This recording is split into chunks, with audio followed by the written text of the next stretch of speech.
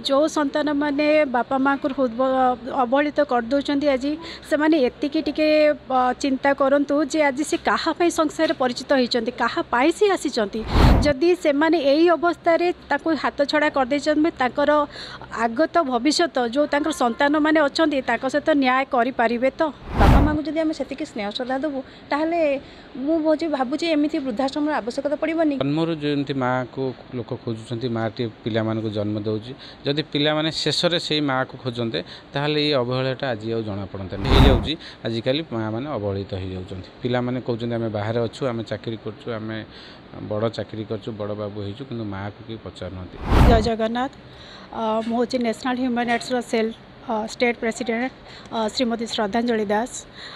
आपण जोड़ा कहते जे आजिकल संतान में जो माँ मान हाथ छाड़ी देती प्रथम से कहबी माँ आमको जो जन्म देती आम बड़ हवा पर्यंत आमरी हाथ धरी से चली शेष मुहूर्त पर्यंत छाड़ी आम आज जिते सी वृद्धा अवस्था को जाऊँ आम हाथ छाड़ी दूचु यहाँ गोटे लज्जाजनक आम कि कारण माँ हूँ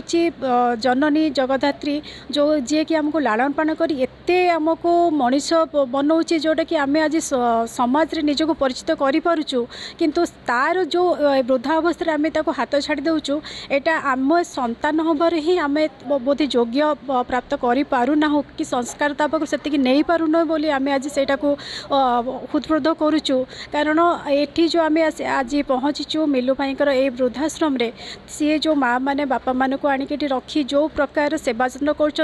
तो जो मैंने छाड़ी देते से जदि यहाँ देखुं टिके हृदबोध करूँ जे से कौ अवस्था पहुँचती आ भाई आमर केमी लालन पालन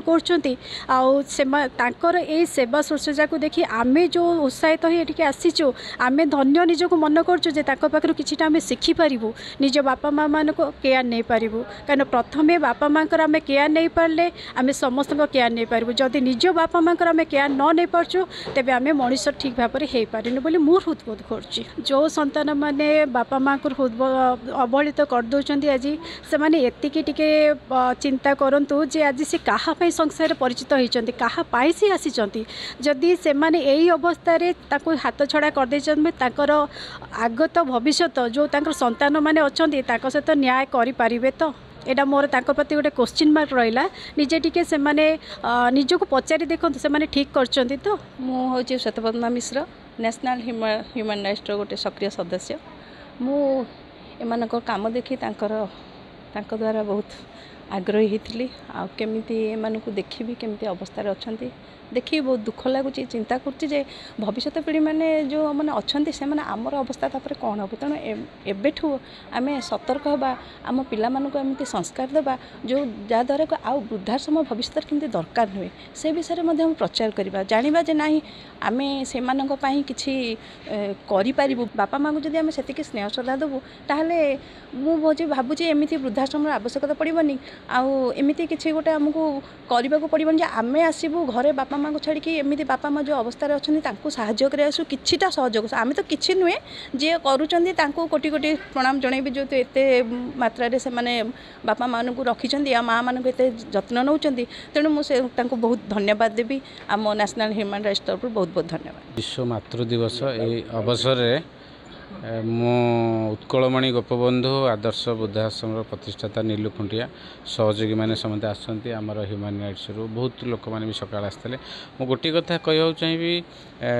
जन्मर जमी माँ को लोक खोजुंट माँ टी पिला को जन्म दूसरी जदि पिला शेष में से माँ को खोजते ताहले ये अवहेलाटा आज जना पड़ता नहीं तेणु लोक मान मन में से जिन आसुनी माँ जन्म कला बड़ कला लोक मैंने जो भल मनीष हम नापी कौन कर पलाऊँ बाहर को आम बड़ मनीष हम से बड़ मनीष आ भल मनीष भितर जो डिफरेन्स रहा कथा सेटा एत डिफरेन्स हो जाऊँगी आजिकल माँ मैंने अवहेलित हो जाती पिला कहते आम बाहर अच्छु आम चाकरी करें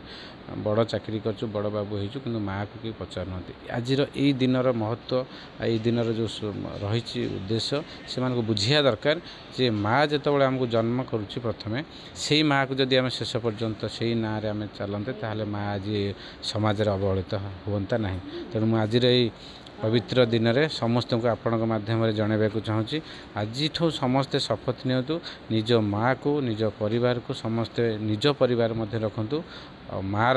मान सम्मान को बजाय रखु समाज रे ये जो संस्कार बढ़ी जाइए आज माँ अवहेलित होती से जिनिस से शब्द आज लिभि जाऊ। जय जगन्नाथ, वंदे उत्कल जननी।